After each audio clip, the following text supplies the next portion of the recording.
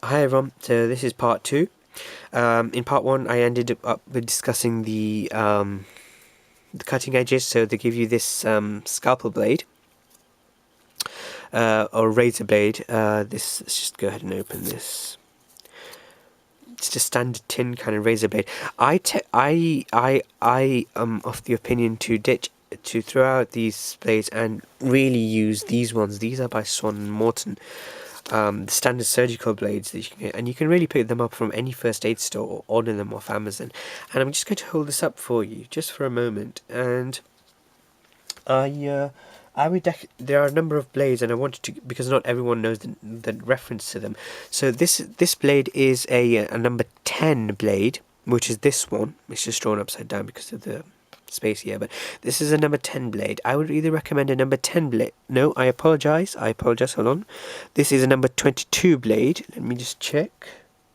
Yes, I apologize, this is a number 22. It says on here, the picture kind of confused me. This is a number 22 blade.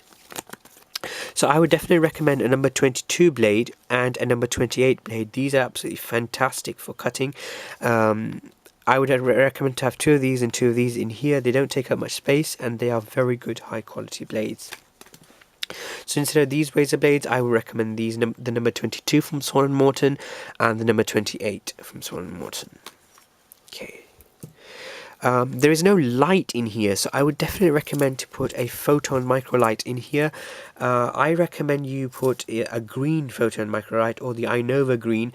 I personally prefer green. A lot of watches have green light because the green light is softer on the cones and rods in your eyes compared to red light, I find personally. But if you prefer red light, you can go ahead and put the red one in. This is actually a white one. I don't have any red ones, and I don't have any green ones. I use my Gerber Recon green filter, but for this I have actually just recently found a good supplier for the green Inova lights, and I will be ordering some. It's taken me a long time to find it, but I will be putting a green. I would definitely recommend putting a green microlight into this kit. Okay, secondly, then you have this, BCB gives you this striker, flint and striker. I'm not really a fan of this. This is just too small. I don't know what, considering this is aimed at the military, I think that this is a disgrace to put something like this in and something like this in. I think they've really sort of shortchanged. I mean, this does go to the military. It does have an NSN number, and let's see if actually, does this one come with an NSN number? It's a batch number. I think it's the other one that has an NSN number, but I have seen these ones being used. So the contents is pretty much similar. It's just sort of adjusted. These two are an absolute disgrace. I'm really sort of really irritated at BCB for putting these in. But given a pinch, you can absolutely go ahead and use them. They will work. But when they run out, I would personally recommend putting in a Ultimate Survival Technology Sparky. I personally find this to be a very good one. I have the orange one in my survival kit, which I'm making for my long expedition. Obviously, I'm just discussing this survival kit for people getting into outdoor and outdoor wilderness expeditions and looking after themselves. So I started intentionally with this just to make this video and to get people engaged in the conversation, and just to give some development instructions. I'm not sort of saying you must do this, but I'm just giving a development discussion. So you can obviously suggest your own, but as things go by, or if you're teaching your children, this is how you can actually start with this kit and then teach them how to develop each of the items, and that would give you a great parent-child bonding time, and also you are learning new skills. And a lot of people think that just because we live in a house with running water and running gas that we are sort of living in a utopia, but we're really not, because we are living in the field. If you think about it, our water, where does it come from? It doesn't just come from the tap. There's no sort of magic thing that when you open the tap, water comes out and it will never run out, or it won't stop coming, and it will stop. The water comes from a reservoir which has to be treated, so it comes from the field. Our crops come from the field. They just don't magically appear in Asda or Walmart or Tesco or whatever. And everything literally does come from the field. Our air comes from outside. You know, we don't have special things inside the house.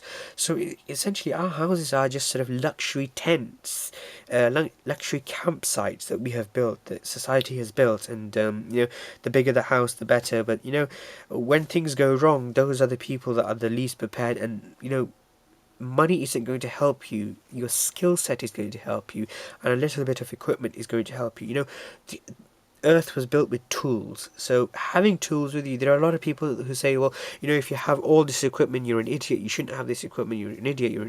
You know, world was built with tools. Okay, you need to learn how to use tools. You need also to learn how to push the boundaries of those tools and how those tools will help you.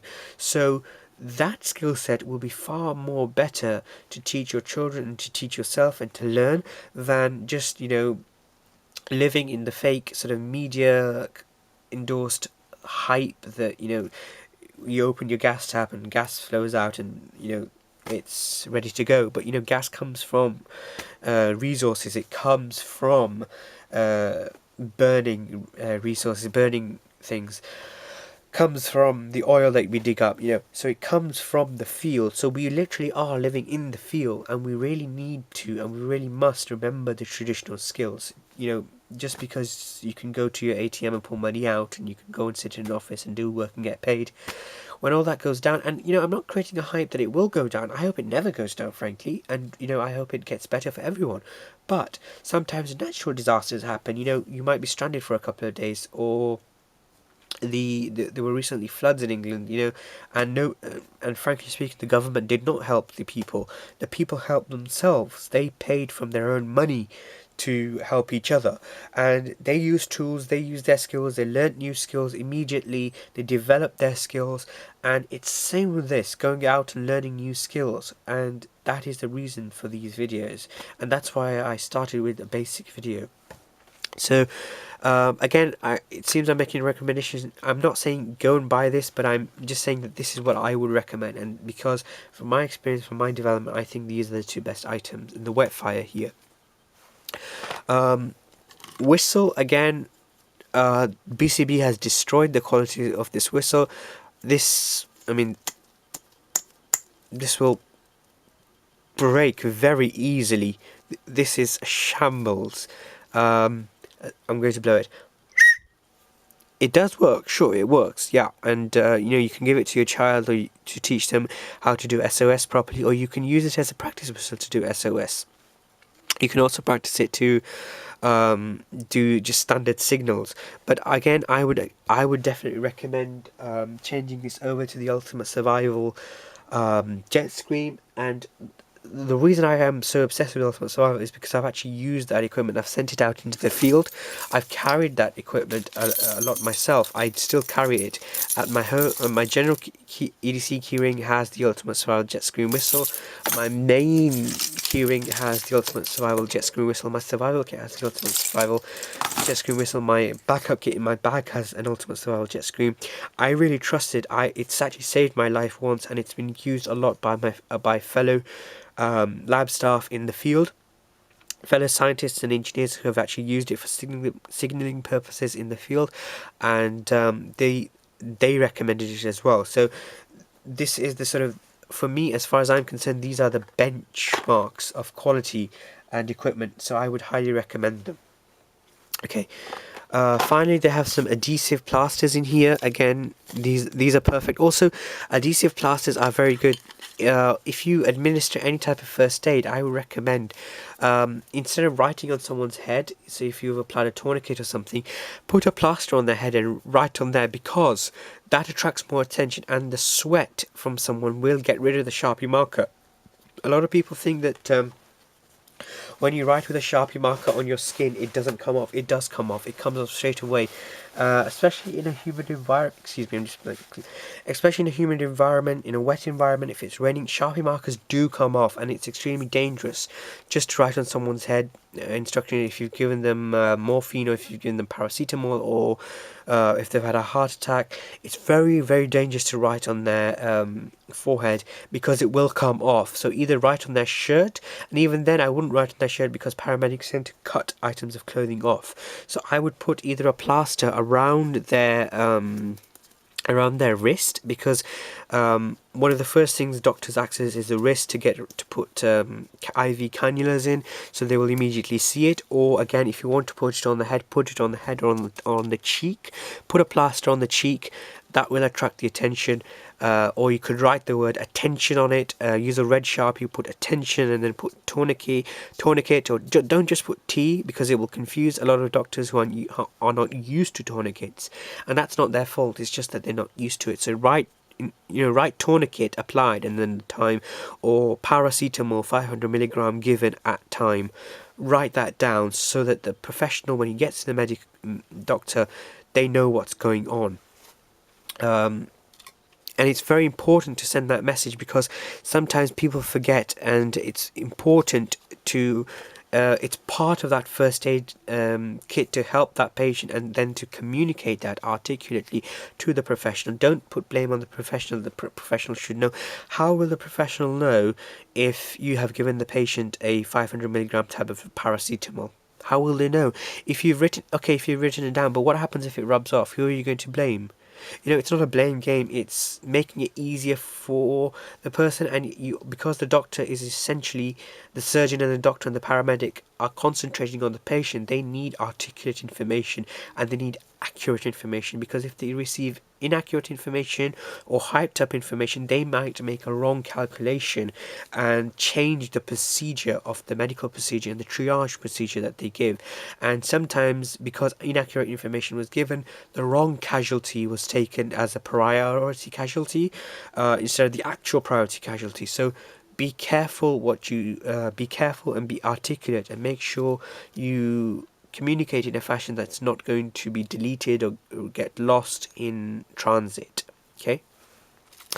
Sewing kit. Again, learn to use your sewing kit. Again, you can choose what colors you want. White and black and olive drab are pretty standard colors that can be used for everything. Put some Kevlar thread in here. Kevlar thread tends to be very expensive, even though it shouldn't be. I think they are overcharging. I've done a lot of research on that, and they clearly are overcharging. But if you can get hold of some, and if you can afford some, put some Kevlar thread into here. Change these out to some good quality ones, and keep it at this size, because you don't really need more than this size. Again, this is a provisions kit. You might already have a sewing kit. You might already have a bigger repairs kit. So this is a backup provisions kit. If you forget to take it, ideally you shouldn't forget to take this. This is why it's in a small container, and the skills that it will teach you: definitely learn how to sew. You might need to sew up an item of clothing, a bag. A lot of people laugh at that, but those are the people, I would say, that have not traveled far enough and long enough and unsupported enough, because being close to a town or going for a day hike, they might just be used to a smaller environment. If it rips, they'll come back and fix it. But what happens if they have to spend a couple of days out? It gets bad. And again, coming back to the first aid, I saw someone who got a cut, and they said, it's just a cut, I'm a man, I'll get on with it. It was all that macho kind of atmosphere. And literally a couple of days later, when they came back, their entire finger and hand up to here was infected. And they were actually pretty lucky that they didn't lose a finger. The surgeon managed to save it, and that was pretty much the skill of the surgeon and being aware how to save that kind of injury. It was just a small cut, but it got infected, and when things get infected, there's nothing you can do in the field. So you need to look after it. Even if you get a small cut, look after it. It's your duty to look after your body, because it is a mechanical item. Don't get covered in bravado. It will cost you, and it will also cost the people around you. It will cost your family. So that responsibility is on you. Okay, I will make another. I think I'll make a part 3 to this. I hoped actually to cover it in just one 15-minute episode, but it has gone on a little bit. But I wanted to explain a few things, so I will do a part 3 to this, and I really hope you watch that. I think it will generate a good discussion. Okay, thank you very much for watching, and please watch part 3. Thank you.